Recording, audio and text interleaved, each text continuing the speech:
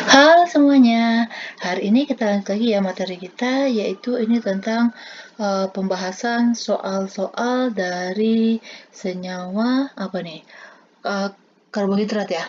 Oke, jadi karbohidrat di sini nanti biasanya ya tipe soalnya itu dia dikasih tahu ada beberapa pernyataan, diberitahu ujinya dengan berbagai reagen, dengan berbagai reaksi kayak gitu.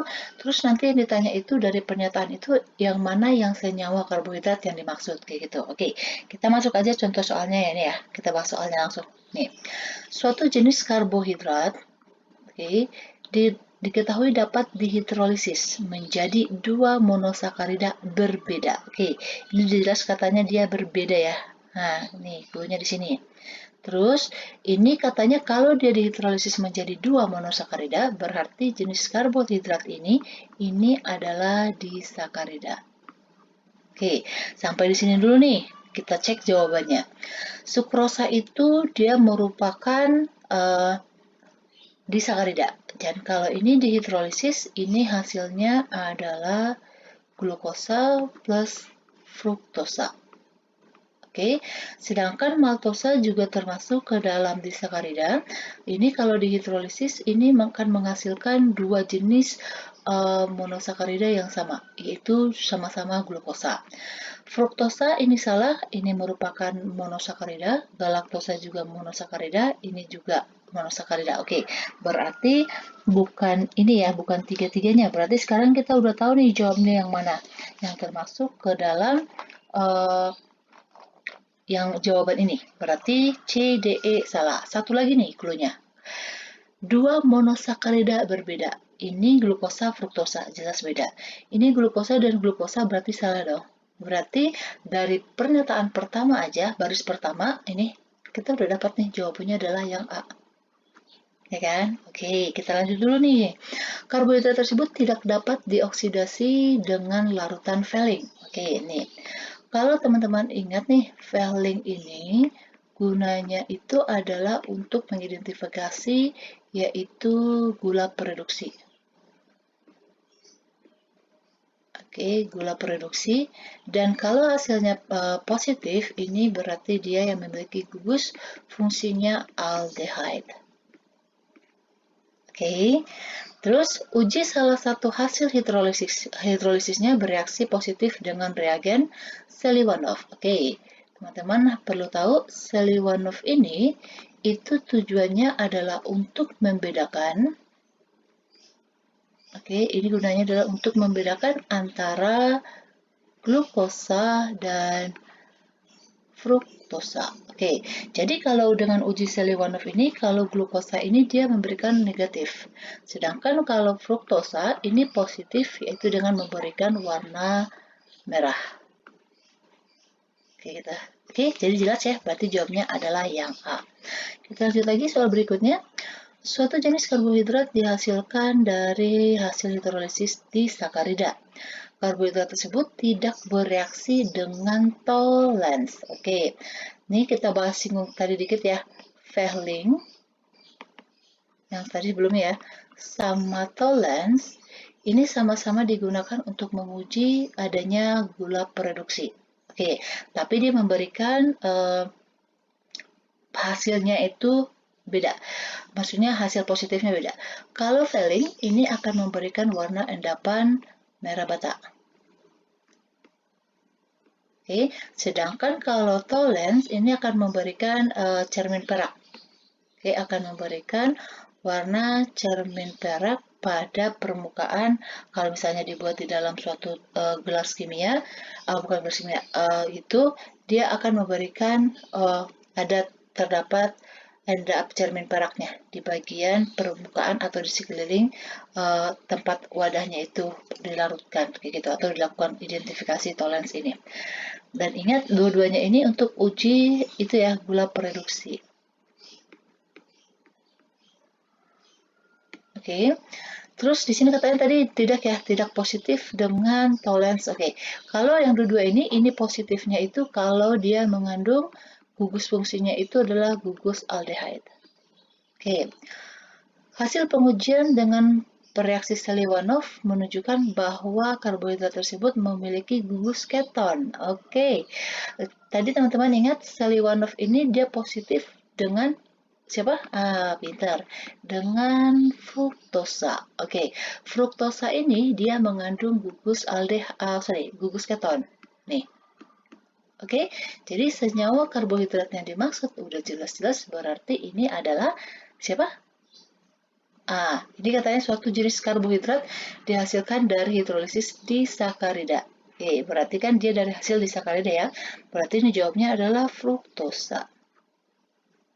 Oke, jadi fruktosa ini dia mengandung gugus keton, berarti dia negatif dong dengan Fehling sama Tollens, ya kan? Karena Fehling Tollens ini dia positifnya kalau senyawa itu mengandung gugus fungsinya aldehyde. Di sini dia dengan uji bereaksi Seliwanov, dia akan menunjukkan bahwa karbohidrat itu mengandung gugus keton, ya kan? Karena dengan uji Seliwanov, fruktosa itu dia positif yang memberikan warna merah. Oke, jadi ini adalah gugusnya, ketonnya. Oke, berarti jawabnya adalah yang fruktosa ya. Next, hasil pengujian kandungan karbohidrat dalam makanan sebagai berikut. Oke, uji Seliwanov tidak memberikan warna merah. Oke, kalau uji iodin, ingat ya, uji iodin ini itu untuk mengidentifikasi bahwa suatu karbohidrat itu, untuk mengidentifikasi yaitu suatu senyawa dia mengandung karbohidrat, apakah dia termasuk karbohidrat atau tidak. Oke, kalau dia menghasilkan biru, ini berarti dia adalah amilum. Oke, uji Fehling tidak menghasilkan endapan merah bata. Oke, terus uji Seliwanov tidak menghasilkan warna merah. Oke, berarti di sini jelas jawabnya adalah yang amilum. Yang ini.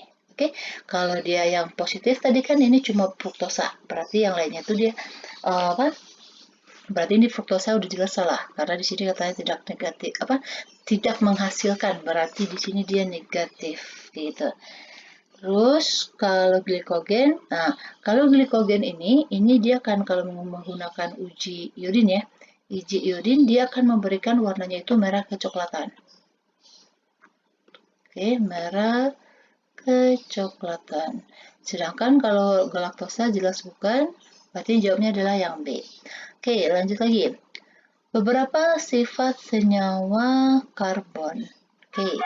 Yang kita lihat pernyataan pertama gini, kalau teman-teman kurang tahu pernyataan pertama, lanjut dulu ya untuk pernyataan selanjutnya gitu. Hidrolisisnya menghasilkan 2 molekul glukosa. Oke, berarti apa? Pinter. Yaitu maltosa. Jadi maltosa ini dia termasuk ke dalam karbohidrat jenisnya disakarida. Oke, dan kalau ini dihidrolisis, dia akan menghasilkan 2 monosakarida, yaitu yang jenisnya sama-sama glukosa. Oke, menghasilkan 2 molekul glukosa berarti di sini jelas jawabnya adalah maltosa. Dapat mereduksi larutan Fehling dan Tollens jelas benar karena ini sama-sama glukosa. Karena glukosa ini dia mengandung gugus fungsinya adalah aldehyde. Oke, ketahuan langsung ya jawabnya ya. Oke, kalau laktosa kan dia kalau dihidrolisis akan menghasilkan glukosa sama galaktosa. Kalau sukrosa ini kan kalau dihidrolisis dia akan menghasilkan glukosa sama fruktosa. Sedangkan kalau fruktosa ini termasuk ke dalam monosakarida. Sedangkan kalau selulosa ini termasuk ke dalam polisakarida. Oke, nih kalau bersifat optis aktif itu misal ya, ini senyawanya ini, C yang ini namanya nama lainnya tuh kiral. Jadi dia mengikat molekul atau gugus fungsi yang beda keempat-empatnya. Nih, ya kan? Jadi dia nih beda yang diikatnya keempat-empatnya. Itu yang namanya optis aktif. Oke, next lagi. Terus suatu senyawa larutan diuji menggunakan beberapa bereaksi dan diperoleh data sebagai berikut. Nih datanya ya, kita cek dulu nih datanya. Terus yang diminta itu saat diuji, nih yang pertama ya, menghasilkan cincin berwarna ungu di bagian tabung reaksi dengan pereaksi Molis. Oke, jadi pereaksi Molis ini itu juga salah satu uji karbohidrat. Oke, uji karbohidrat. Jadi kalau dia suatu senyawa diuji dengan molis, ada ada cincin berwarna ungu di bagian tabung reaksinya dengan pereaksi molis, itu berarti senyawa itu merupakan ke dalam gabungan karbohidrat. Oke. Terus saat diuji dengan pereaksi Fehling, nah nih dengan Fehling tidak membentuk endapan merah bata. Berarti intinya senyawa yang dimaksud di sini dia tidak, oke, jadi dia tidak mempunyai gugus aldehyde. Nah, menghasilkan warna merah kecoklatan setelah diuji menggunakan larutan iodin. Oke, kalau diuji dengan larutan iodin menghasilkan merah kecoklatan, ini tadi kita udah bahas ya, ini adalah glikogen. Berarti ini jawabnya adalah yang B. Oke, kalau ini amilum tadi dia warna biru ya. Oke, kalau yang ini bukan, bukan ya. Berarti jawabnya ini udah jelas adalah yang B, kayak gitu. Jadi sebenarnya soal tentang karbohidrat ini ya, kalau teman-teman perhatikan, dia itu semuanya rata-ratanya teori. Jadi teman-teman harus sering baca-baca soalnya, karena biasanya soalnya diulang-ulang aja kayak gitu teorinya, konsepnya. Jadi kalau teman-teman udah tahu konsepnya, oke, dengan sendirinya teman-teman pasti bisa nih, oh berarti ini cara jawabnya gini. Berarti kalau yang uji ini dia positifnya dengan uji ini, kayak gitu. Jadi kenapa ya, ujinya itu dia banyak. Jadi kalau teman-teman sering baca, berarti teman-teman bakalan mengingat, kayak gitu. Oke, demikian dulu untuk bagian ini, partnya berapa gitu, part yang pertama atau yang berapa. Jadi teman-teman sering latihan aja ya. Oke, dan jangan lupa please subscribe dan share ya. Dan juga jangan lupa banyak latihan dan dibagikan sama teman-teman yang lain juga. Demikian dulu, terima kasih.